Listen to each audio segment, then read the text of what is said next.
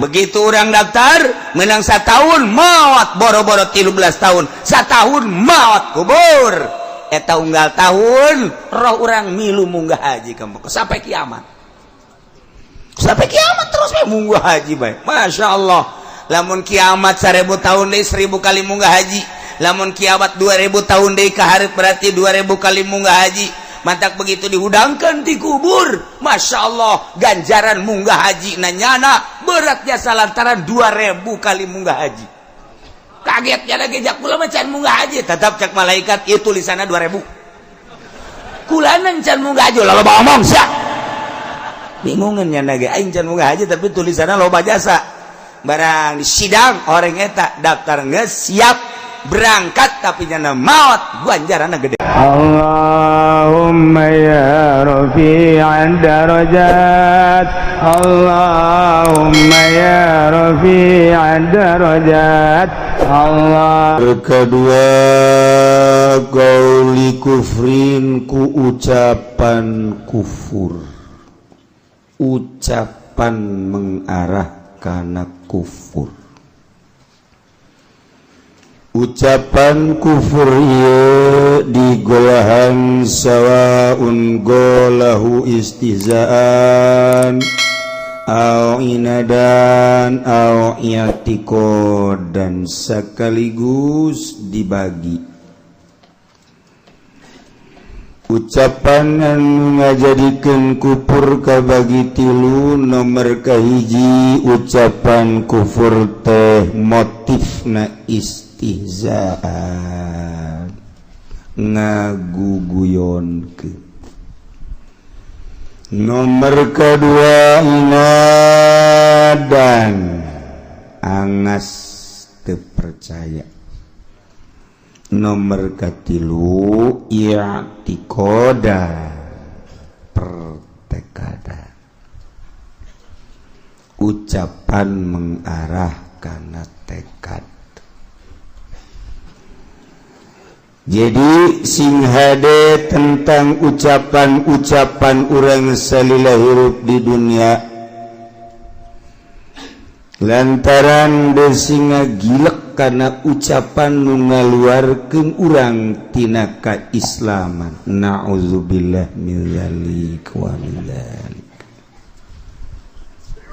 nomor kahiji ucapan kufur teh motifna istihzaan ngaguguyonkeun bahasa-bahasa nu kaluar tina lisanna bahasa ngaguguyonkeun nah ieu kaluar tina kaislaman lamun ku urang dicuk-cuk heula nu kamari bahasana bahasa ilmu mantiq qat'ul islam biniyatin qat'u teh cek ahli mantiq mah ngaranna jinis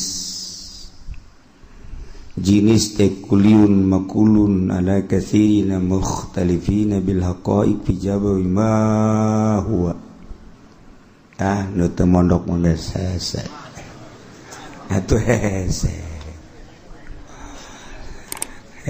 geus kudu ngaranna jinis kos hayawan mun urang ngaji mantek mah eta hayawan eta ngaranna jinis kuliun maqulun la mahmulun ala katsirina bil haqa'iq fi jawabi ma huwa mukhtalifin beda-beda ma huwal insan hayawanun jawabna ma huwal jamus kebo jamus teh hayawanun ma huwal faras hayawanun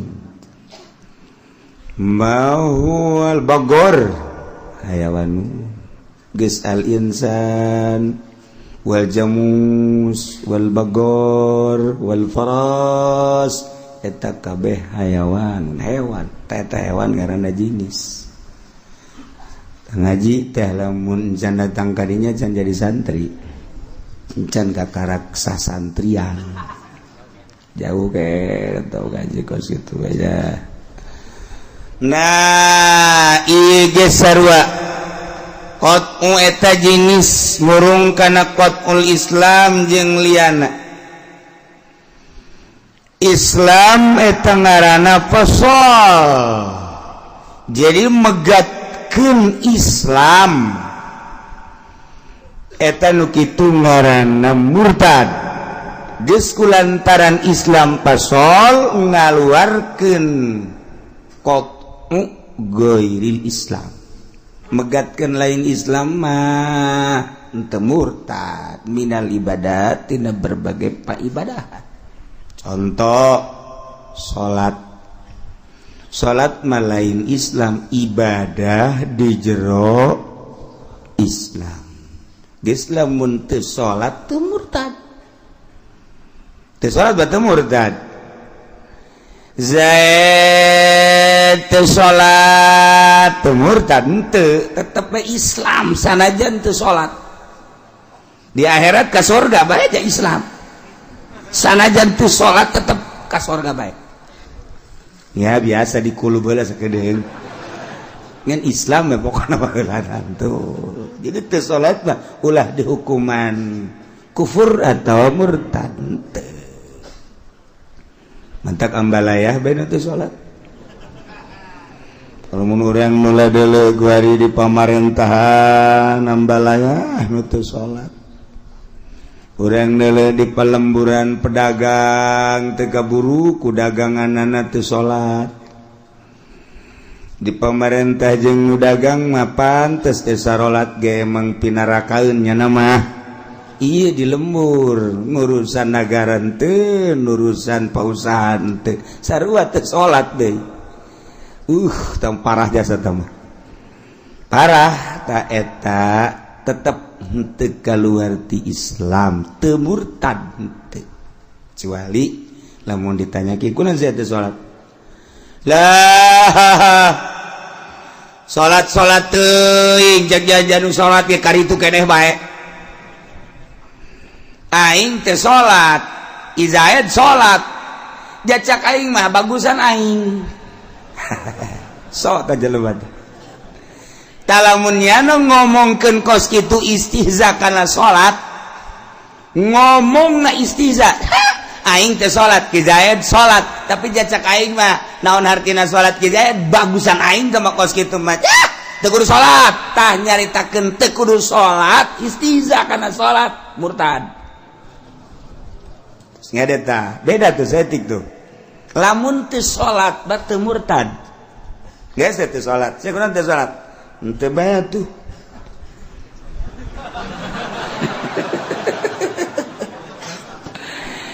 Maksudnya lawan sian teu salat ji atau urusan ibadah ieu atuh ente bae gara salat masing-masing mah ibadah ieu teu masalah. Artinya teu masalah teu murtad.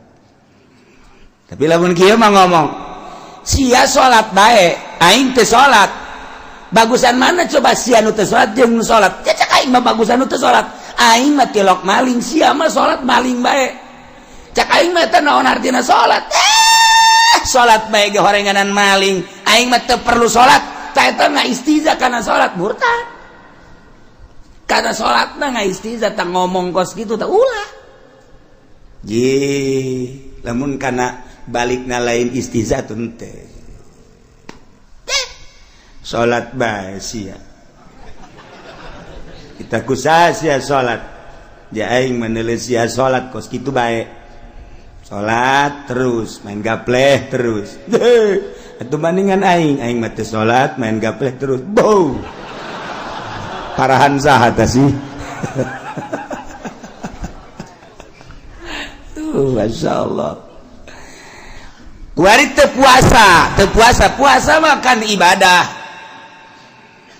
Ibadah puasa mah lain megatkeun Islam. Ari Islam mah kayakinan nu aya di jero hate. Ku ari mah megatkeun puasa. Lain megatkeun Islam lah siap percaya bahwa puasa teh wajib, percaya tuh aing mah. Pansia teu puasa, ya urusan teu puasa mah teh lain deui. Kunaon tuh? Henteu teh mah aing mah teu bae pokona. Pokona aing mah teu bae soal puasa mah. Pansia lain siap mun gering meureun urusan aing teh mah. Urusan aing nekatkeun bahwa puasa wajib, aing nekatkeun aing ngaji sarua bae. Sia ngaji di Cilongok aing ngaji. Sia di jero majelis aing mah di tukang uduk. Beda posisi doang. Atuh masalah. Ngan aing mah teu puasa, urusan aing teh mah. Tah eta nyana teu puasa, teu pegat Islam mah tetep di akhirat ka surga bae. Ka surga bae tetep nyana masalah. Teu salat asal ulah pegat Islam, surga. Teu puasa asal ulah pegat Islam, surga. Mantak lobalah di urang nu teu puasa. Nu teu puasa loba ya di urang. Di Indonesia mah among lain negara Islam. Eueuh undang-undang di urang menutup puasa ditangkep. Eueuh undang-undang nutup puasa ku urang diamankeun. Eueuh malah di Jakarta mah pokoknya puasa tidak puasa urusan masing-masing, tidak usah di RU-RU non itu RU. Geus ulah dihaharuan geus. Ahok nyaritakeun udah urusan puasa mah bebas-bebas aja. Bukan karena nyanana teu puasa. Jeung teu neuleuh mayoritas. Asa teh akur bae padahal minoritas. Kristen di negara urang minoritas, Yahudi atau Katolik minoritas. Tapi minoritas ia hampir ngalahkeun mayoritas. Hampir ngelekeun mayoritas. Mantak isi nu salah pamarentah apa urang. Urang rakyat mayoritas hargai atuh kudu aya undang-undang menghargai mayoritas. Mun kula jadi DPR na dijieun ku kula undang-undang. DPR na teu nyaho naon atuh. Jadi sarua bae demokrasi na ongkoh demokrasi tapi demokrasi itu jelas. Teu deuk kumaha ieu. Geus koski sabodoh geus teh mah ieu mah urang keur nyaritakeun bahwa ucapan anu ngupurkeun kaluar tina kaislaman bentuk istihza. Geus model heula nu tadi lamun kaluar tina Islam murtad teu salat mah lain Islam ibadah teu murtad, teu puasa mah lain Islam tamah sakadar teu ibadah puasa teu murtad, teu munggah haji. Awak sehat dunia loba kesempatan aya tapi nyana teu munggah haji atuh henteu kaluar tina Islam tah mah ibadah. Da kaluar teu kufur nu kos kitu mah. Ngan dibuatlah aturan di negara syariat mamun teu salat negara kudu manggil. Teu puasa kitu keneh. Munggah haji ngan tarohi, munggah haji mah tetep nasehatan kurang. Ima keur carita di Indonesia mah Masya Allah. Henteu dititahan ge munggah haji teh kuotana kuari urang lamun daftar kuari menangna engke tahun 2028. Coba ge kuari. Jadi lamun kuari itu 2015 kalau mun kuari daftar menangna 2008 sabaraha tahun? Berapa? 13 tahun kara ka Mekah. Mun kuari daftar umurna 60 tambah 13. Henteu kudu ragag ti kapal tama kubur geus. Ieu keur carita. Gad tetep daftar mau daftar bae. Ulah kieu lah cenah kiai dek daftar umur geus kolot aju lamun daftar menangna 2028 berarti 13 tahun lah kula mah geus moal munggah haji ji atuh ditanyakeun ke di akhirat encan gugur teh sing hade kewajiban hajina ku sebab teu daftar awas di akhirat bakal ditanya zal ulan sia kuari waktu di dunia kulo teu munggah haji. Abdi Gusti mendaftar nungguana 13 tahun eta mah urusan 13, 12, 15 eta mah lain urusan sia tapi sia kunaon teu sejak daftar sakitu dang. Nah sia kulantaran teu sejak daftar munggah haji maka memeh ka sorga mesti ka neraka heula can gugur teh kata kelipanan. Bila Zaid bulan bara umur 70 waktu maut abdi ieu 75 munggah haji henteu Gusti Maha Uninga daftar abdi waktu umur 60 abdi daftar ajo kulantaran pamarentahna ngambai abdi mah geus rindu jasa ka Baitullah yang munggah haji tapi ternyata Gusti satahun deui abdi rek munggah haji ku Gusti pan abdi dipundut eta mah Gusti nu salah wah sia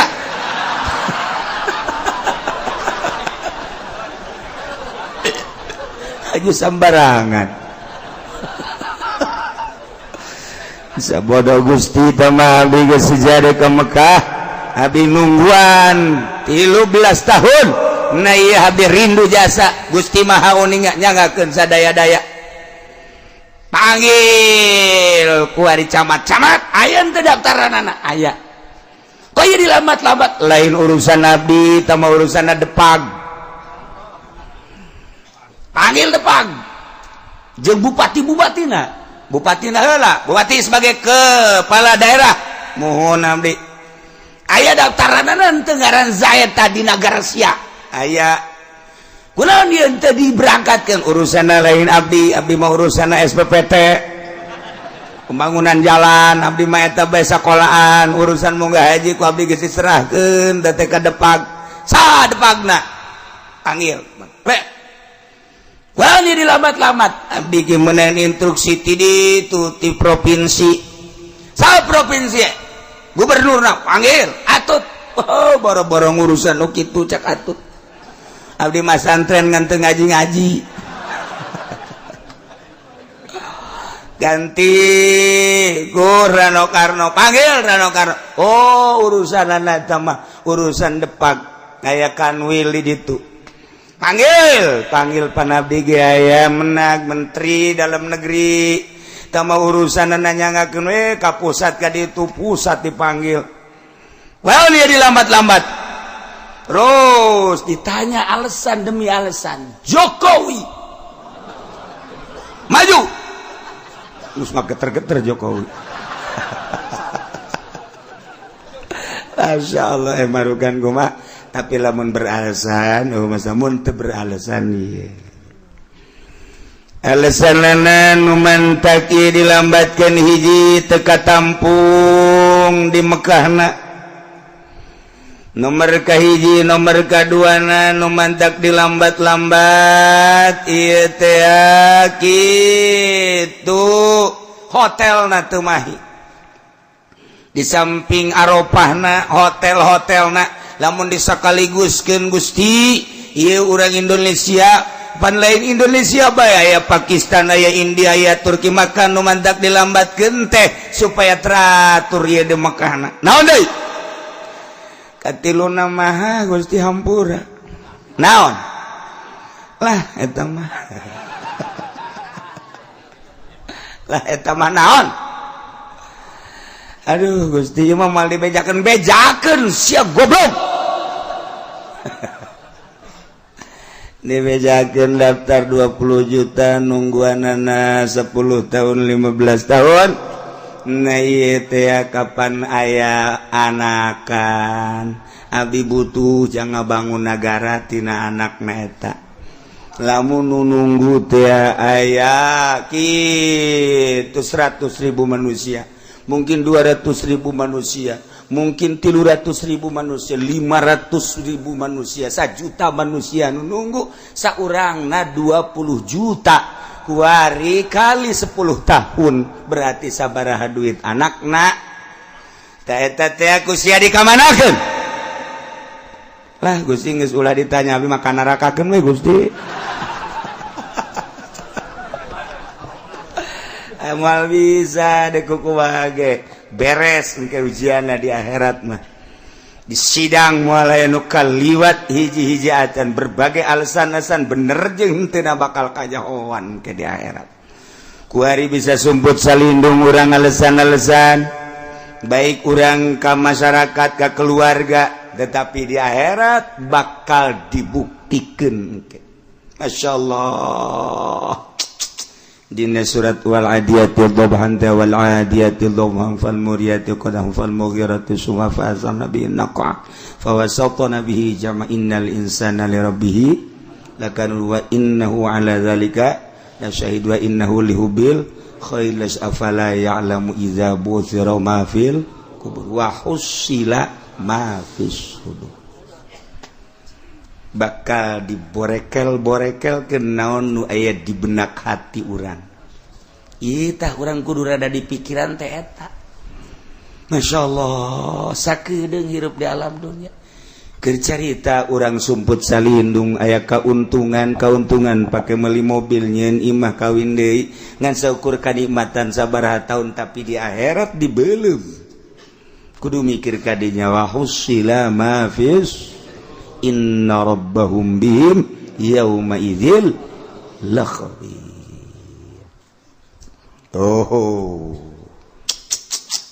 tetap munggah haji daftar bae malah nu hebat mah begitu orang daftar menang satahun maot boro-boro 13 tahun satahun maot kubur eta unggal tahun roh urang milu munggah haji kamu sampai kiamat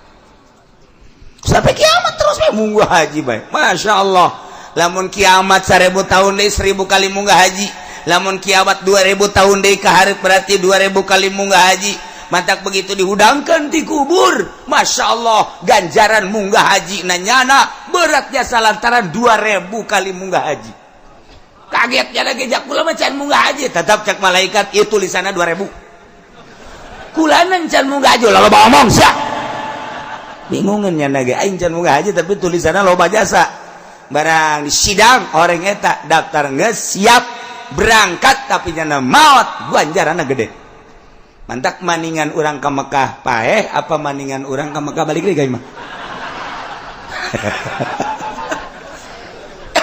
nah kiai cenah mending balik deui bae balik deui bae sia teu butuh ganjaran ulah kitu kiai tetep balik bae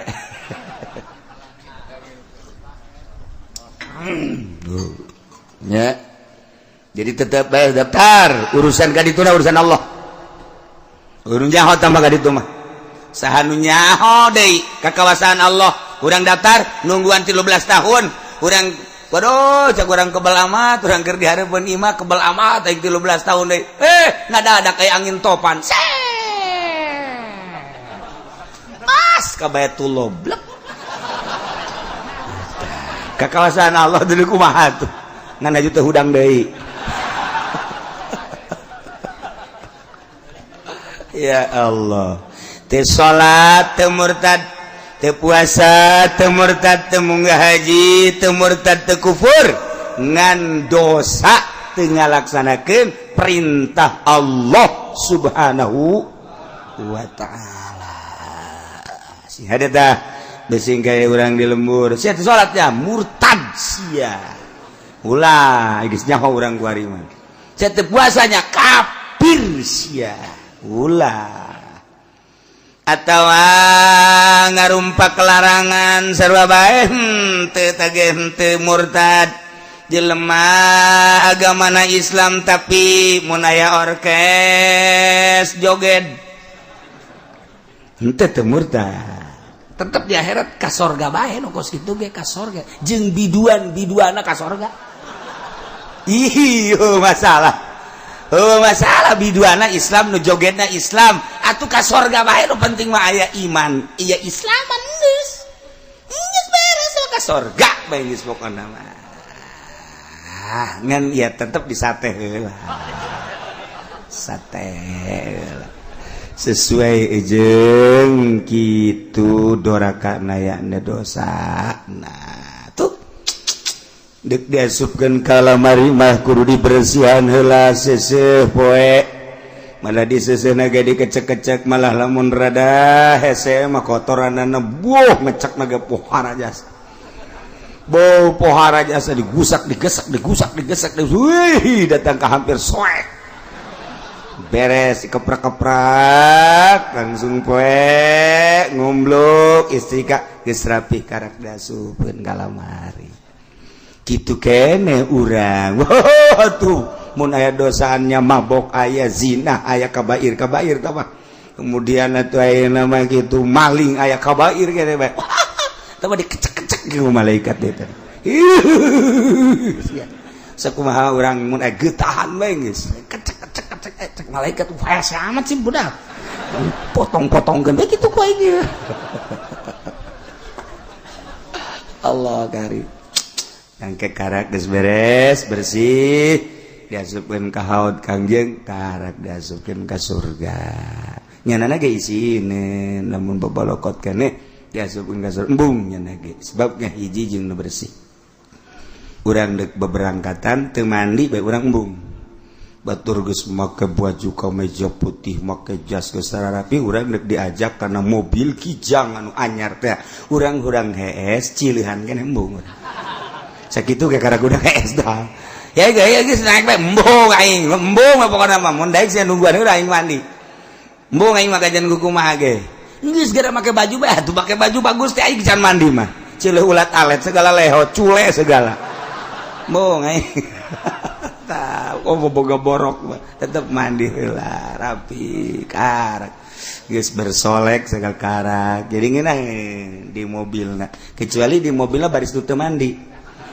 masalah ai gegeraan sia mandi teh henteu oh ieu mah rombongan teu mandi siap geus rombongan teu mandi ngaranna teu beres jah takos kitulah jadi urusan masalah teu salat teu murtad ngan doraka teu puasa teu murtad ngan doraka teu haji teu murtad ngan doraka tapi lamun ngalecehkeun timbul tina bahasa ngalecehkeun tentang salat ngalecehkeun tentang puasa ngalecehkeun tentang haji istihza nah ye murtad kos lah budak munggah haji teuing atuh tadi Allah segala instruksi ngaji segala naon teu kudu seberat teu kudu munggah haji ja Allah mah lain di Mekah bae dek di gunung aya Allah di leuweung aya Allah di urang aya Allah teh Gusti Allah make jeung ngawajibkeun munggah haji sagala tah eta kos kitu teh murtad tah ngalecehkeun tah maka Gusti Allah eta teu meunang tah ieu ucapan istihza eta ngaluarkeun tina kaislaman murtad beda jeung bahasa wali anu majdzub hirup di dunia tapi pikiranana lain di dunia di Allah akhirat urang mah pan kuari hirup di dunia pikiran urang mah dunia biasa urang jelema syariat ngaranna tapi wali mah wali nyana ninggalkeun dunia baju fana heula ongko di dunia tapi nyana pikiran lain pikiran dunia pikiranna pikiran akhirat leng leku cinta-cintana ka Allah sehingga nu dipake ka cinta masih Allah salian Allah mengalami fana geus fana bako madzubnya na teh eta madzub ngan madzub teh aya nu terkendali aya nu henteu madzub teh kos jelema mabok arak jelema nginum bir aya anu bisa mengendalikan diri mabok mah mabok bae tapi biasa bae nyana naon gitu nahan ngacon teu pikiranna biasa da eta bisa mengendalikan diri padahal keur mabok aya nu mabok teu bisa mengendalikan diri surga cekana bidadari sini keur mabok bir sapeti geus lain sloki de peti mah geus tah geus bau awakna ge cek jangan saya sedang naik pesawat naik pesawat pugu keur cicing di hareupeun imah pesawat jatuh di Papua saya nih, waduh. Eta nu mabok ngomong situ. Ngebudah ngaco teh eta teu bisa menguasai diri, teu bisa mengendalikan diri. Madzub gesarua ka Allah, bakating ku cinta ka Allah, maka ngomong ngaco. Seperti saha nu ngaco? Di urang mah di urang nu geus tenar nu dibunuh teh ya. Mun baheula di Baghdad aya Husain kitu al-Halaj. Nyana ngomong aku mah, nyana ngomong anal haq kuring Allah. Kusebab geus cinta jasa ka Allah, geus eueuh deui naon Allah bae. Neule gunung Allah, neule langit Allah, neule jelema Allah, neule tangkal kayu Allah, tungtungna anal haq. Berarti eta mah ittihad, ittihad teh nunggal. Nunggal teh ngahiji diri jeung Allah. Diri urang mah pan maha hadis, Allah makan maha qadim. Moal bisa ngahiji nu maha hadis jeung maha qadim, tapi ku perasaannya na ka Allah jadi ittihad hulul. Allah aya di awak aing hulul ngaranna. Ieu nu bahaya ge lamun teu boga guru urang menata ngalaksanakeun ilmu kewalian, ieu bisa-bisa lain ka surga ka neraka. Zikir mah zikir bae, tapi ka neraka. Nu mantak sing hade di lemur urang beuh aya nu zikur haheho haheho. Sing hade eta kos kitu. Lantaran naon? Lantaran kan itu na beuh hanas zikir tapi ka neraka. Sebab naon? Aya hulul. Hulul teh Allah aya di awak urang, berarti kan Allah cicing di dieu. Berarti Allah boga tempat atuh aya kos kitu mah. Allah mah kan teu boga tempat mukhalafah lil hawadis. Atau ittihad, itu diucapkeun. Ih, Allah mah teu meunang diittihadkeun, teu meunang dihululkeun. Ngan jelema nu ibadah ka Gusti Allah aya nu mengalami model kos kitu, teu murtad teh mah lamun sesuai jeung aturan. Teu murtad biasa anal haq kuring Allah mantap ditangkap baheula ku ulama-ulama. Pembahasan tentang al-halal di Baghdad, berbagai ulama tarurun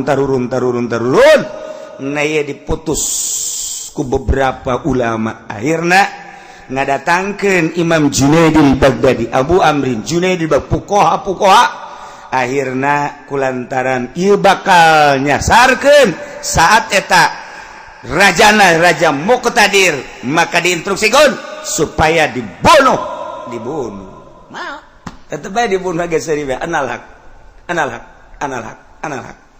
Begitu dibunuh, bunuh maka pedang mimitina digebugan 1000 kali. Beres pedang ngucur getihna Allah. Wali urang keur carita jelema nu kaedanan ka awewe bae. Nu kaedanan ka awewe ngaco ngomongna. Ngaco bae pokona teu harti ku urang jelema kaedanan ka awewe. Aduh, dunia milik kita berdua. Hamba budak. Berarti jeung malaikat-malaikat eta mah kan. Lamun urang nyaritakeun dunia milik kita berdua, berarti kan jeung malaikat-malaikatna miliknyana. Geus teu kaharti ku urang. Aju ngomong lagi, oh angin sampaikan salamku. Abah. Eta ngomong jeung angin burungana. Saja teu beres. Teu beres anu cicintaan geus cinta jasa teh ya. Nah eta teh geus naon kitu menyatu dirina jeung nu dipake ka cinta. Eta edan ngomongna ge edan. Teu boga kaisin. Teu boga kaisin teh urang boga bebene, kemudian dibawa ka imah rerendengan di hareupeun kolot los baheula mah beuh di hareupeun kolot teh boro-boro bebenean atuh. Boro-boro bobogohan di hareupeun kolot teh isin baheula mah. Tapi ku ari mah bebene dibawa ka imah kolot ka bogoh urang teh. Urang ngobrol di hareupeun kolot, teh kolotna ge nanya, "Eta sa? Ka bogoh aya mana?" Tolol pandai. Sugan mana rangda tuh abah jeung mana? Saya jeung anakna geus garoblog kabeh. Nah, ieu ucapan ieu lamun kaluar ti wali madzub keur gaib nyana pemikiranana tina dunia hanya Allah doang, henteu kufur. Sanajan aturan-aturan dina syariat aya anu kudu dibunuh, kudu diamankeun dan lain sebagainya, lantaran nyasarkeun tetep dirina teu kufur. Sebab naon? Sebab wali mah mahfuz. lamun nabi maksum. Tinggal urang nyaritakeun tentang maksum jeung mahfuz beda. Ari maksum terjaga moal mungkin aya nabi maksiat sebabnya nama maksum. Timimiti mata celi irung dan lain sebagainya moal maksiat lantarannya nama maksum. Beda deui jeung nyaritakeun syariat okos tu poho padahal teh ti Allah sebab keur nyaritakeun syariat deuk nyareatkeun tasri'. Mahfuz sarua bae moal aya wali maksiat sebab wali mahfuz teh sarua jeung maksum hartina terjaga moal aya wali Allah maksiat moal aya sebab lamun wali maksiat atuh mana tuturkeunana. Nah, terjaga matana dijaga ku Allah, celina dijaga ku Allah, irungna dijaga ku Allah, sungutna dijaga ku Allah. Mahfuz ngaranna moal aya wali maksiat. Lamun aya wali datang ka boga pamajikanna leuwih ti opat paehan. Lamun nya ngahalalkeun mah wali tinggal wali. Wali cek jadi cek masyarakat nya mengatasnamakan wali. Kemudian boga pamajikanna 5 genep 7. Wah, tambah eneng dongkol tambah geus kitu mah. Lain wali. Nah eta teh ngaranna teu mahfuz moal aya. Atawa wali zina moal aya. Wali judi moal aya. Wali mabok moal aya. Wali maling moal aya. Mahfuz. Ngan lamun memeh jadi wali nyana keur madzub fana mungkin nyana nonton orkes di hareup kieu bae-baekeun biduan kieu di hareup atau nonton golek di hareup atawa nyana ngahareupan keur main judi eta mah keur leng-lengan lamun ditanya jan teu nyaho beusi aya lulur urang di hareupeun orkes boa nyana keur madzub dasar. Sehingga dia sumbi, si ayah kiai urang nonton orkes, boleh dikukumakeun talian deh habek. Cirina nu madzub jeung nu lain madzub engke turun tanggap ku urang. Begitu ditanggap, tadi nonton orkes, lamun nya carita cek orkes. Waduh biduana ge geulis. Boh ngagitekna ge. Eta mah bener-bener bor bae eta mah. Segala jaritakeun bor. Segala naon muter cek eta mah lain wali, tampili ngabek. Wali malah mentas nonton orkes ya. Sentas nonton orkes. Orkes di mana cekan? Tadi diharap di mana? Apa diharap tadi leukeun biduan? Biduan ja aing mah keur jeung Allah zikir. Tah eta berarti bener. Atuh engke tinggal kiai urang kitu wae geus. Namun ditanya, "Kiai tadi tas nonton di mana aing mah zikir?" Beuh budak. Talian ku sorban habek cekek habek. Beda lirikanna wali mangis lain deui bekaya hawana la yaripul wali ilal wali moal aya nu nyaho ka wali kecuali wali sebab naon nyana aya di kelas eta bareng akur bakal nyambung wali jeung wali deui sebab samakom sakelas lamun ku lain wali mungkin di wali-wali bari teu nyaho pan urang. Nah nu mentok mahfuz aya tandaan atuh lamun wali cabrek mal beres geus wali mahfuz lamun nabi maksum tuh hiji kuper teh ku niat bagatkeun Islam nomor kadua ku ucapan teh istihza. Istihza teh artina ngaguguyonkeun ngaheureuy-heureuikeun di mana-mana aya jelema ngaluarkeun omongan istihza murtad. Jelema nganapikeun ka Allah murtad. Si agama naon? Aing Islam. Pangeran sia Pangeran aing mah atuh lah sih sok nanyakeun pangeran. Lain, sia percaya henteu bahwa Allah nu ngadamel ieu langit bumi. Katut teh henteu aing mah teu percaya. Aing mah Islam ngan aing teu percaya bahwa langit ieu nangieun Allah. Nangieun satu, ieu mah petet jajadian ambo kos buah daging bae. Nah, rombongan Darwin teh ya, orang Yahudi teh ya, nya nama menyatakan bumi langit dunia lain nangin Allah ieu mah jajadian jeung manusia ge manusia asalna lain ti Adam, nya nama asalna tina tetesan kitu air kemudian ngabentuk jadi buruy, tas buruy ngabentuk kaluhur aya nu jadi bangkong aya nu jadi monyet sebab buntutan kan buruy teh ya. Jadi berarti ke gede-gede nu jadi bangkong-bangkong tak buruy teh nu jadi monyet-monyet kos gitulah Darwin dina uraian ayat. Nah, gede-gede nah monyet ya monyet gedean jadilah jelema. Berarti urang jeung monyet dulur. Bener, geus lamun urang manggih buruy sing hade ieu adalah keturunan urang. Tolol eta Darwin mah. Tak kos gitulah batur anu boga keyakinan. Atuh aya lain tila Al-Qur'an mah ngaco bae. Geus aya jelema nganapikeun Allah, teu percayaeun ka Allah bahwa Allah nu nyieun langit bumi, murtad. Nyana ngomong kos kitu. Teu percayaeun bahwa Kangjeng Nabi Muhammad eta adalah Rasul Allah jeung ka para rasul-rasul nu sejena eta murtad nu kos kitu. Mentak sing hade ucapan-ucapan urang besi tergelincir karena ucapan anu ngamurtadkeun na'udzubillah min dzalik. Lamun Allah teu ngawajibkeun salat aing kadak percaya. Tapi lamun Allah ngawajibkeun salat aing mah teu murtad. Ngomong kos kitu teh istihza berarti eta. Nganaonan ya Allah segala ngawajibkeun kitu naon ngaranna munggah haji sanu sakja mah capek lah geus padahal mah teu kudu munggah haji murtad teh ngomong kos kitu teh eta kosu aman we teh ngomong kos kitu kosu aman ih masyaallah mantak sing hade ucapan-ucapan urang besi tergelincir jaga lau ja'alallahu al-qiblata huna lam usalli ilaiha. Saya salat menghadapna ka mana? Ka Baitullah, bener.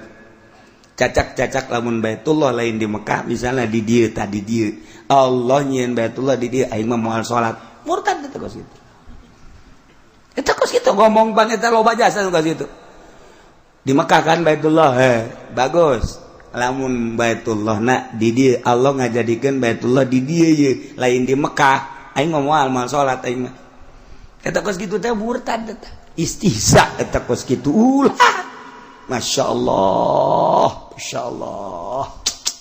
lawi taqaddallahu fulanan nabiyyan lam usadiku andai kata Ki Zaid dijadikeun nabi ku Allah aing mah moal percaya saeutik-eutik acan murtad mentek sing ada teh bahasa-bahasa urang. Andai kata Ki Zaid dijadikan nabi ku Allah, andai kata Zaid dijadikan nabi, teh aing mah teu percaya. Moal percaya ka Zaid nabi. Eta kos kitu murtad eta, istihza kana kanabianana ulah. Cek kata di lamun baik lamun Allah ngajadikeun Baitullah lain di Mekah, di dia aing mah salat, murtad. Lamun Allah ngajadikeun Ki Zaid nabi, aing mah teu percaya. Eta kos kitu murtad sing ade bahasa-bahasa urang. Masya Allah kan. Yelah bahasa urang sing ade. Aisyah Nabi siasa Nabi aing mah Kangjeng Nabi Muhammad. Kangjeng Nabi Muhammad teh manusia apa jin? Aing sebenarnya mah nyaho jin, nyaho manusia aing mah teu nyaho. Murtad kos kitu tah. Murtad ngomong kos kitu tah. Isi ade tah. Ya artinya bukan mah percaya bahwa Nabi Muhammad itu utusan Allah. Ngan aing nanti nyaho jelema nyaho jin. Berarti kan nyana kurang mengetahui tentang Kangjeng Nabi. Mantak urang begitu balik pangheulana urang teh kudu belajar nganyahokeun Allah ngajahokeun jeung Kangjeng Nabi. Saha Nabi urang? Kangjeng Nabi Muhammad.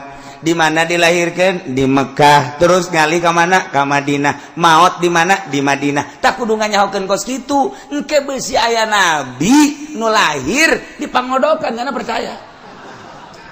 Tah eta mata ke kudu ti heula. Sangaran Nabi anjing Nabi Muhammad. Komo datang ka nya Muhammad bin Abdullah. Wah, santri mah geus nyaho jasa teu kudu diceritakeun sebab unggal malam Jumat. Wabadu faqul huwa sayyidina Muhammadun sallallahu alaihi wasallam Muhammadun Abdullah bin Abdul Muttalib asma syabatu an yumayat kusul saniyah. Ibnu Hashim asma Muhammad bin Abi asma Mughadul lazim tamani taqali. Atuh teh jadi lalap santri mah. Pas itu unggal malam Jumat apa saya diperhatikan. Oh, ini anu ibu. Geus kajahoan tah mah. Ibnu Malik bin Madi mun mana kumaha mun banten. Naon eta naon? Nyawa inget nyawa. Atuh geus malam Jumat bawa badu geus ditalar tah ku santri mah. Menteu urang muludan baca eta abe urang tenget. Ibni Hashim wa ismuhu Amr bin Abd Manaf wa ismuhu al-Mughirah alladhi yuntamal irtiqa'u li'ulya. Terus datang kangges jadi gini ibni. Oh, nyaho guys. Pokoknya mak kangjeng Nabi siasa ngaranna Muhammad di mana lahir? Mekah. Kemudian ngali ke Madinah. Maut di Madinah. Beres selamat surga guys. Enggak segitu kan. Ya, lamun kitu Zaid diangkat jadi nabi, siap percaya teu? Moal aing mah murtad. Ulah kitu. Atuh lamun diangkat ku Allah jadi nabi mah aing percaya. Gua aja teu diangkat jadi nabi aing teu percaya. Andai Allah ngangkat jadi nabi, ya andai kata Allah ngangkat jadi nabi siapa percaya atuh. Ngan moal aya deui. Ngan lamun diangkat atuh percaya, ngan moal aya deui. Sebab cak kangjeng nabi khatamul anbiya wal mursalin. Kaula adalah pamungkas para nabi jeung para mursalin. Ngan andai kata Zaid diangkat jadi nabi siapa percaya? Percaya tuh. Ya Allah Maha Kawasa ngan moal aya. Terus bolak-balik dibalukan aduh geus kitu bae. Masya Allah karim sing ade bahasa ucap urang tuh ya. Ya Allah. Aing mah teu nyaho nabi eta manusia apa jin murtad. Atawa urang ngahinakeun ka kangjeng Nabi cara urang Denmark kamari murtad. Atau orang nyaritakeun tentang kekurangan kangjeng Nabi ihtikor urang ngahinakeun murtad. Atau orang ngahinakeun ka ngaran Allah murtad. Wah, loba jasa. Lah budak cenah cak kiai maca la haula wala quwata illa billahil alil azim cenah kadituna sok kuat ja aing lapar bae. Eta murtad da ngomong kitu tah. Sing ada eta matak di. Aing tahajud mah ja tahajud ja susah bae. Mau syahadat sia. Loba mangkeun eta kos kitu. Nah, mulai tikwari ulah terulang deui sia tah. Mantak sia deui tah. Loh budak tahajud terus, duha terus, ja dagang morosot bae. Dia tuh naon hubunganana dagang jeung eta jeung tahajud lain deui teh. Lain deui eta kos kitu lamun istihza kecilaka. Lah aing nya maca la haula wala quwata illa billahil aliyil azim jadi caki bakal kuat ku aing dibaca la haula wala aing lapar terus bae teu nguatkeun la haula wala quwata illa billah mah teu nguatkeun kana naon teh naonan tah mah eta ngahinakeun ka la haula wala quwata illa billah istihza ngaranna eta nu kos kitu murtad lamun istihza pas tadi tahajud bae aing maca sholawat terus bae ka kangjeng Nabi jahoreng kahirupan aing susah bae una naonan tambah sholawat ngahinakeun kana sholawat ka kangjeng Nabi istihza murtad. Ih loba jasa ieu sing ade masyaallah.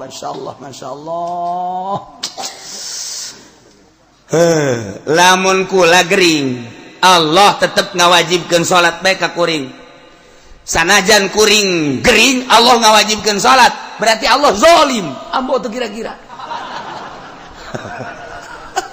Murtad tegas gitu. Bahasa sih ade rapihan kurang Gusti hati-hati ya orang ngomongnya ya Allah ya. Tuh istihza atawa ina dia mah percaya omongan nu tadi aing mah percaya bahwa Allah pangeran aing mah percaya bahwa kangjeng Nabi Muhammad teh eta utusan Allah ya jelas murtad jelas murtad tabanu kos kitu batu jagalah baik-baik sing hade salila urang hirup ulah datang ka urang ke di akhirat loba ucapan-ucapan anu mantap nyilakakeun urang. Eta naon teh sora naon tah? Sora naon? Azan. Azan teh salat eueuh naon eueuh. Geus sakudu azan kitu bejakeun. Geus sakudu azan. Ngahinakeun tah kana azan. Murtad eta. Garieung ngadengeng azan teh kos kitu. Sakudu ararazan budak. Keur mah nya teh salat. Ngomong teu ngeunaheun. Kadanan nya ngajakan mah atawa azan. Ieu mah bayeung biasa teh azan. Ih, teh budak aing mah teu ngeunaheun. Bohong budak mah azan. Aing nyaho jasa nya tas azan, ajunya nama balik. Loba tadi lembur kos gitu kan. Loba trek we, trek azan. Allahu akbar, Allahu akbar, Allahu akbar, Allahu akbar. Beres, la ilaha illallah, Allahumma rabbana beres. Nya nama teh salat balik deui ka imah blon udah. Ditanya ku babatur si azan, pan teh salat, atuh aing ngajak-ngajak atuh. Sia teu ngajak-ngajak kaca. Allah karim Gusti Allah aku teh sing hade nya omongan ku si aing dianggap Islamnya aing mah teu ja teu Islam geus murtad tabakos itu jelas jasa tamah atawa nyana endek nginum bir segala. Ini minuman paling indah. Tidak ada lagi minuman yang paling enak kecuali ini. Ini adalah bir bintang. Mari kita sama-sama minum ya. Kita ucapkan bismillah dulu yuk. Bismillahirrahmanirrahim. Murtad sia. Ngahina sia nu dilarang make asma Allah. Yeay. Atawa dek zina. Dek zina nyana make bismillah heula. Neng, tetep bae urang ngahargaan ka Allah nya.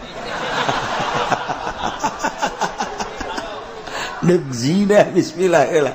Ku Allah zina na ge diharamkeun. Bahkan teu kudu bismillah teh mah doa bae Allahumma jannibna syaitan wa jannibna syaitan ma razaqtana beres. Nya maca kulhu bae ka dituna 1000 heulana. Urang meuneuh ngeuji mah jeung pamajikan. Wudu heula, doa, salat, beres salat baca kulhu, karak urang jima jeung pamajikan. Malah hiji-hiji acan. Neangan sakabupaten Tangerang anu endek jima maca kulhu 1000 malaya. Malah mah teu babanyo acan. Lu mendak anakna hobi main nonton TV kok sih. Tadi di doa-doaan acan. Aing geus karak kok. Inget ka ieu bae cek ngana lah urang ai dahar pohon bisa bismillah tungtung na bae kan. Geus bae bismillahirrahmanirrahim awwalahu wa akhirahu atau al awal wal akhir. Ieu geus sarua aing mimiti tadi pohon geus dan bae. Allahumma jannibis syaitan awalahu wa akhirahu. Cek babajikan naonan Kak. Tah ieu sing hade dek nginum bir, dek maksiat bismillah. Eta istihza. Dek maling sendal. Sendal kulit ya bagus ya. Emang aing hayang kos kieu. Supaya ulah kayawan kuno bogana. Bismillahirrahmanirrahim. Murtad jaga irakeun ka Allah. Maling dilarang tapi make bahasa Allah keneh bae. Lamun urang nyaritakeun surah maka kabeh ge kitu bae wa huwa ma'akum aina ma kuntum. Wah, komo tukang ceramah. Di panggung teh hati-hati saudara-saudara. Tuhan bersama kita. Di mana saja dan kapan saja Tuhan bersama kita. Hati-hati. Awas. Jangan sekali-kali kita itu membuat kebencian Tuhan. Sebab Allah itu bersama kita. Kalau kita melaksanakan, memperbuat sesuatu yang Allah tidak senang, malukan kita. Orang kikituan teh hayang amplop. Pan eta Allah teh senengeun. Je cak Allah sia mah lain disungut lain di hate. Sia kumaha ieu lakon. Kunaon ieu? Lamun ditegur ku Allah, ieu jangan batur. supaya orang kabere abeh kadulun serem gitu bae tah satungtung teu boga rasa gitu bae kanyahoan tapi lamun geus boga rasa mah lain salat nu boga rasa didelekeun jeung nu kakarak surah didelekeun doang lain salat jelema nu boga rasa didengekeun ku Gusti Allah jeung nu boga surah didengekeun doang lain salat nu boga rasa dikanyahokeun ku Allah jeung nu nyaho dengan surah lafzi kanyahoan ku Allah beda. Salat anu boga rasa babarengan jeung Allah jeung anu boga surah Allah babarengan doang lain deui. Jadi urang teh deuk mindahkeun rasa hese. Jadi urang supaya pindah tina bahasa surah kana rasa eta hese jasa. Tama lain lalakon tama kos kitu mah supaya karasa ku urang teh hese jasa. Urang lamun nyaritakeun tentang jeruk bahwa jeruk teh bentukna kos kieu, rasana kieu encan ngajajal mah encan ngarasaan urang ada jeruk hese bae. Hese bae kajen kukumaha ge tapi urang geus ngasaan mah teu dirasakeun ku urang koleta oh kos kieu rasa jeruk teh aya deui jelema nyaritakeun tentang baso teh hebat jasa ngeunah baso mah sebab eta teh daging sapi digiling datang ka alus supaya ngeunah tambahan daging marmot.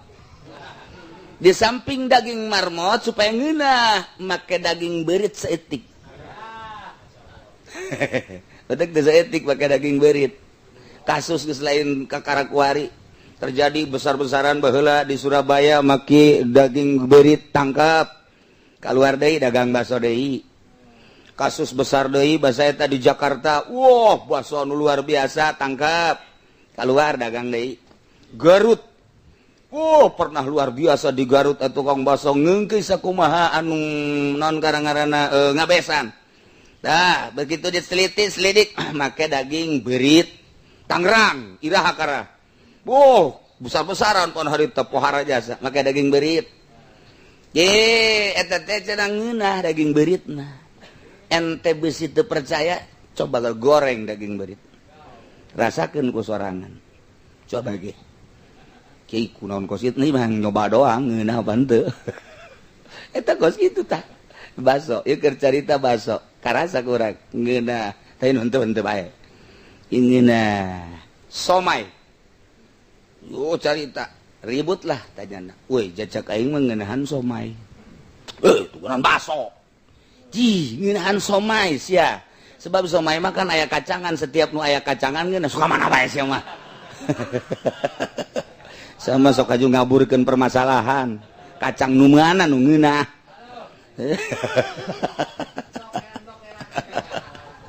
so cek lagi ngeunahan somai ngeunahan baso cek aing mah kajen kukumaha ge kumaha lamun geus eta baso aduh dagingna geus seungit teh baso teu meunang urang teh bergelut teu meunang urang teh kitu bertengkar tentang rasa teu meunang. Sebab hiji-hijina letah diberena ku Gusti Allah beda-beda. Minyak seungit we minyak seungit, cak aing mah seungitan ieu, cak aing mah seungitan ieu, cak aing mah seungitan ieu, nu mantak beda-beda, teu meunang bertengkar rasa. Baik ceuli maupun irung maupun lidah, teu meunang mata, teu meunang dipertengkarkeun. Cak aing mah jagelisan itu. Ji itu mah hidung, hidungnya kereta api. Emang kurang, atau hidung nama kereta api, tapi banyak yang nunggu. Waduh, Masya Allah. Berarti hidung kong ya kajian kukumaha ge. Tak eta rasa, karena rasa mata, rasa celi, rasa irung, rasa lidah, rasa leungeun tidak bisa dipertengkarkan sebab rasa mah beda-beda jeung Allah merena tetap beda-beda. Eta keur carita hisi, kuari kembali ke maknawi. Aya nu dibere ku Gusti Allah rasa teh rasa dina ilmu Allah. Aya nu dibere ku Gusti Allah rasa teh rasa basor.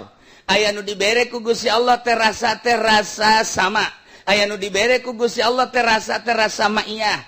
menang bertengkarnya nak cak aing mengenahin boga rasa mah iya asa bareng jeung Allah atuh ngeunahan ru'yat Allah perasaan asa ngeunaheun jasa neuleuh dideulekeun ku Gusti Allah cak asana aing mah dina ilmu Allah teu bisa bertengkar tama rasa baik rasa zahir hisi maupun rasa batin secara maknawi intina akur bae ge ku Allah dicicak-cicak jelema nu endek diangkat jadi waliun min auliyaillah dibere seluruh rasa nu tadi mimiti tina asa didelekeun ku Allah naik kuari asa neuleuh ka Gusti Allah henteu bisa disurahkeun kos kitu mah sebab eta mah gaib di jero perasaan engke lamun dijelaskeun bisa sasar lamun henteu dibere teu bisa ngajelaskeun endek ngajelaskeun bae endek ngajelaskeun bae sebab kan jelema mah kabage mengungkapkan hati ingin mengungkapkan hati nemantak di SMS tadi atuh aku rindu ingin aku ungkapkan seluruh kandungan isi hatiku moal ka SMS ujianana naon sebabna hese endek nyaritakeun cinta bagi hese ungkapan hati nemantak di deuleu be ungkapan hati mah zahir eta zahir teh ungkapan hati. Urang datang ke hiji pondok pesantren, pondok na teh aya 2 tingkat, aya bendera konengan ungkapan hatina terwujud di dinya. Urang neuleuh kiai, kemudian boga mobil Fortuner. Kemudian pakaian ungkapan hatina teh eta diwujudkeun di baju, diwujudkeun di kendaraan. Lamun lain ungkapan hati jam moal bisa. Urang neuleuh seorang kiai majelisna kos kitu dan lain sebagainya ungkapan hatina kos kitu. Kiai teh engkeuy-engkeuyan pilkada ungkapan hati keur diekspresikeun di dinya. Ungkapan hati kabeh ge teh ungkapan hati. Nah, ieu jelema ngaji ka dieu, ikan ungkapan hati dibuktikeun ku ngaji. Aya anu bener-bener deuk ngaji, aya anu hayang nyaho doang, aya anu memang diimhanda dicarekan ku pamajikan, aya anu pelampiasan, macam-macam. Nah, anu jelas ungkapan hati dibuktikeun ku ari trek ngaji. Lamun lain ungkapan hati teu bisa. KBG ieu teh ungkapan hati, bangunan, ungkapan hati. Tah, kos kitu. Jadi urang gok ka imah kiai, ungkapan hatina geus kadeuleu timiti bangunan, timiti kendaraan dan lain sebagainya. Eta mayoritas aya nu henteu. Aya nu henteu kiaina teu boga ungkapan hati selain Allah. Tapi eta zahirna teh mengelilingi manehanana mungkin bangunan pondok, mungkin majelis, mungkin kendaraan dan lain sebagainya. Tapi jelemana mah henteu ngan eta mah aya ieu sebagai cobaan ti Gusti Allah nyanana mah ka Gusti Allah bae berarti lain zahir lain batin. Nah ieu tan maca kos kitu na hese ungkapan hatina kadeuleu ku urang mayoritas sama kos kitu urang asup ka dinya ungkapan hati diwujudkeun di pondok, diwujudkeun di kendaraan, diwujudkeun di berbagai-bagai eta kan ungkapan hati lamun lain ungkapan hati moal bisa. Nah, kita ngawujud dah jadi kos kitu. Kuari ungkapan hati na mantengan ka Allah. Ku Allah dibere mengelilingi manehanana, mengitari manehanana. Aya anu sekelilingna imah lah, kendaraan lah, pakaian lah dan lain padahal hati na henteu. Ieu ge sulit. Mantak aya tanda. Lamun henteu tandaan urang keliru.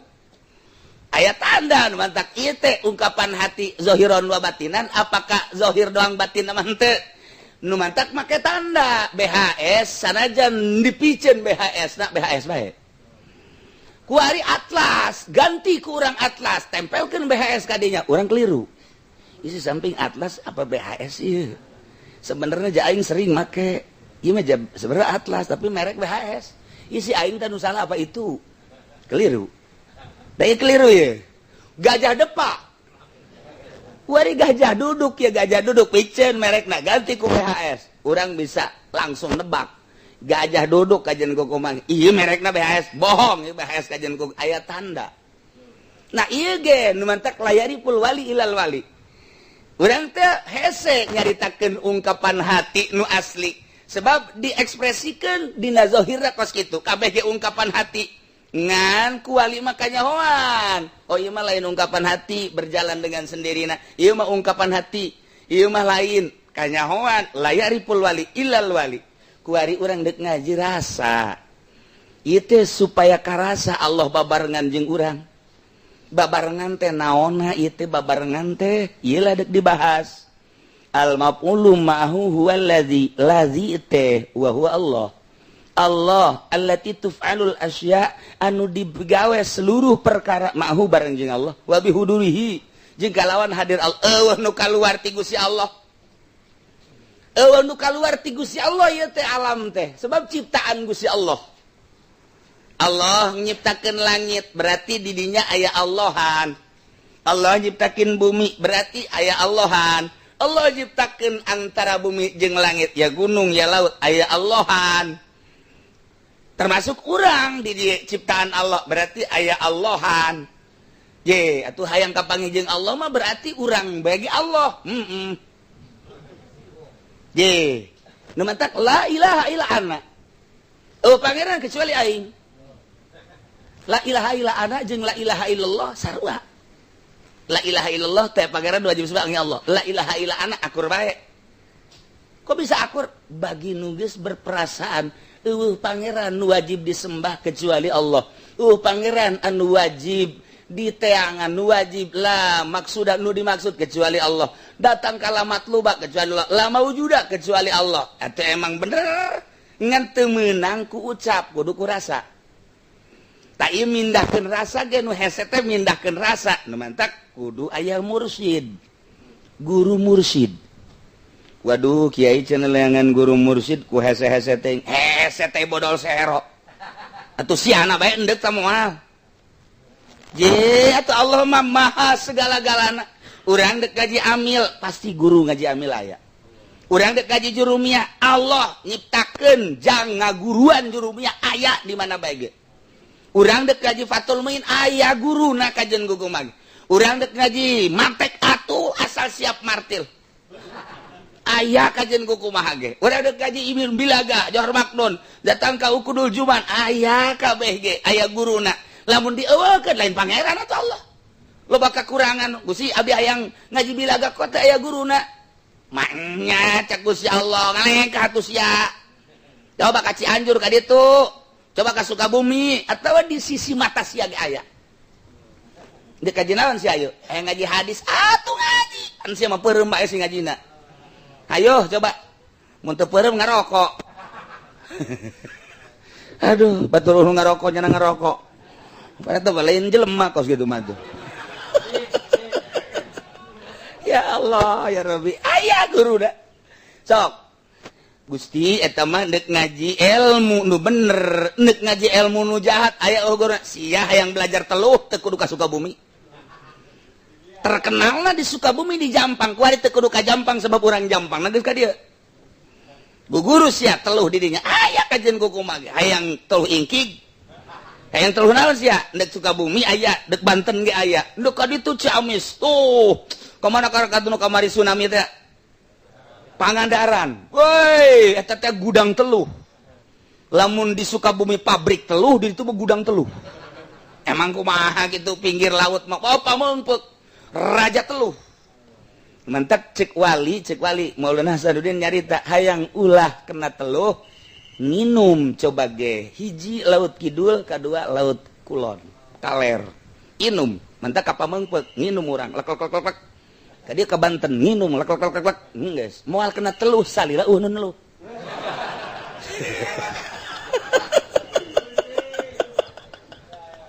Beneran tapi eta mah dina di teluhna moal kena sebab eta di dieu kan di dieu raja-rajaan lah kabeh.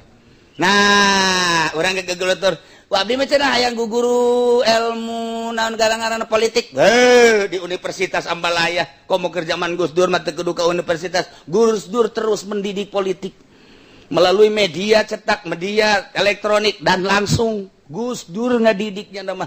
Henteu aya nu dipelitkeun soal politik ku Gus Dur. Perekonomian kitu keneh hayang guguru naon? Hayang guguru nyopet teu kudu ka mana ka Sulawesi teu kudu. Guru nyopet teh orang Bugis jarago jasa nyopet Bugis mah kaya siki nangka asupkeun ka cai set lamun encan bisa di kitu encan bisa ku lagi baheula teu tamat eta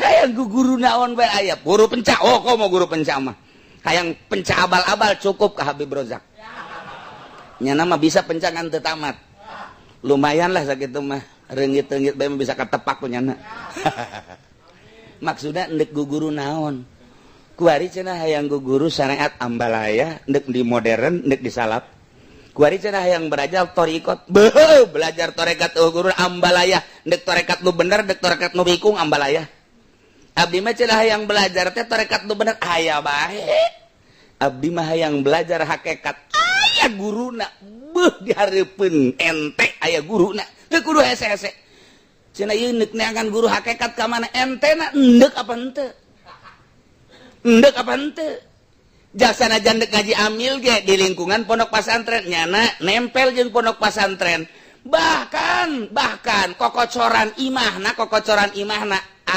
sakokocoran jeung pesantren teu maksud ngaji amil mah teu nyahoeun di dinya guru amil je emang kumaha gitu hayang ngaji kitu naon kana jurumiyah nyana teu maksud padahal di dinya ambalaya guru teu maksud teu nyahoeun sugan teh mah eueuh guru jurumiyah tapi lamun maksudnya nanya mana guru jurumiyah tah barang nyaho ambalaya tuh ambalaya tiba heula ge gitu keleh guru thariqah urangna endek apa henteu lamun endek ambalaya begitu urang asup jahoreng loba horenganan guru thariqah teh ambalaya nu di Golkar nu di PDI ambal ieu thariqah naon ieu urang guru hakikat atuh aya cak Kangjeng Nabi lau annal mu'mina ala kullati jabalin laqayyadallahu lahu aliman yu'allimu andai kata seorang mukmin lau annal mu'mina ala kullati jabalin di puncak gunung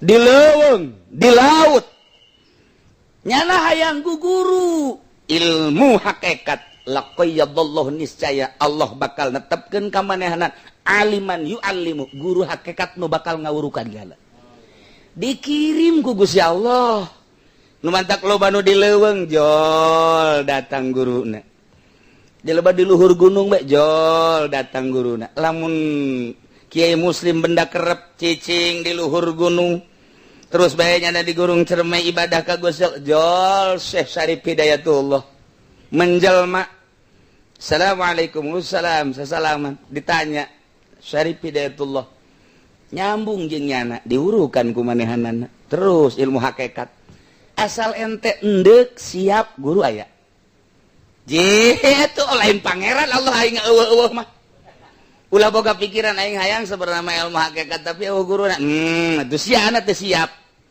ji pugu siap jasa masantren teu atuh teu berarti teu siap jajelema nu endek belajar ilmu hakikat mah tetep kudu masantren lamun jelema mere ilmu hakikat kan henteu mondok salah guruna atuh salah guruna wudu can becus salat can becus kuari dek dibere ilmu hakikat ka ditu lengket tetebakan ieu imah sia di hareupna aya tangkal cermeannya ija eueuh baheulana ayanya ija eueuh baheulana jasa coba ge tanyakeun kuari ge tinggal tunggulna aya ge eueuh ya tunggulna ge keur ieuna mah ngaya eta ka ngan nu nyaho embung eleh bae ta dukun tolol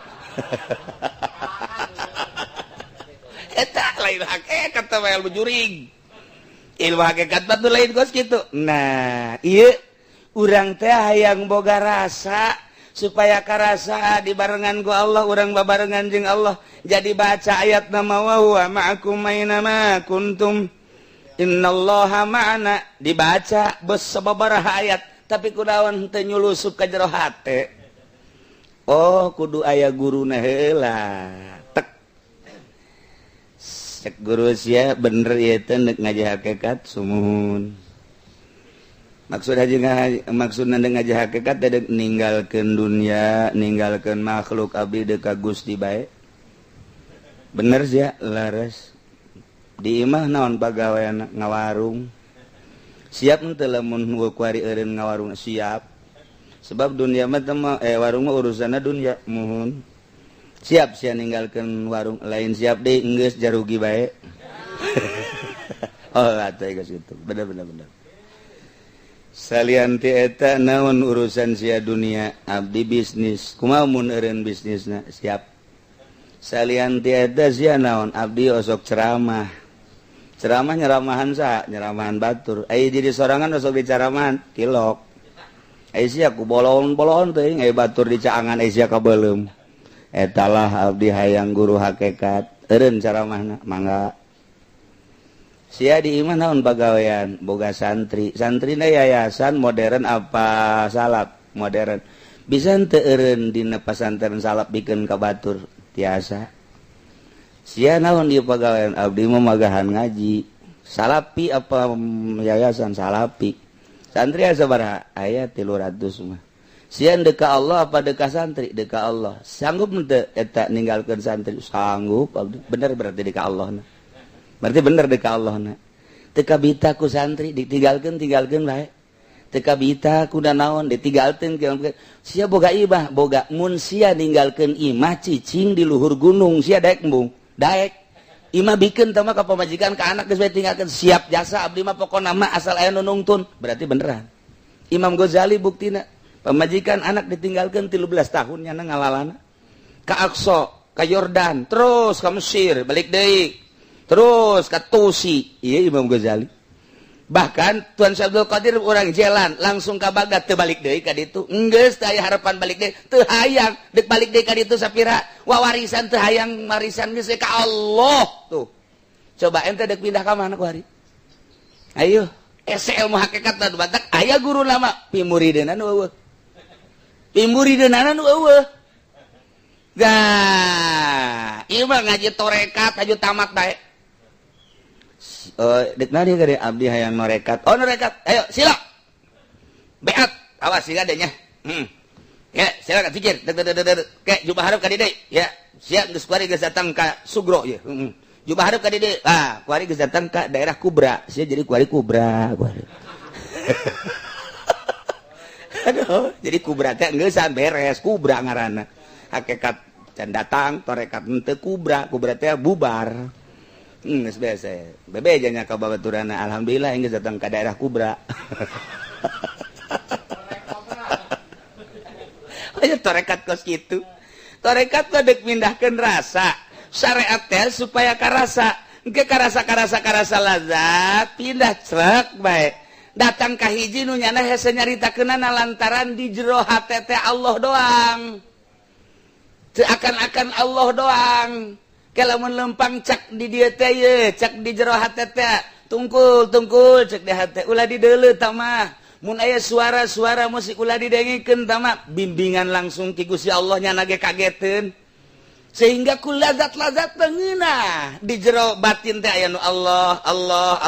Jeung aya nu nganasehatan ulah kitu ulah kieu ulah. Mun aya nanaon dibejaan ku nya eta teh anu teh.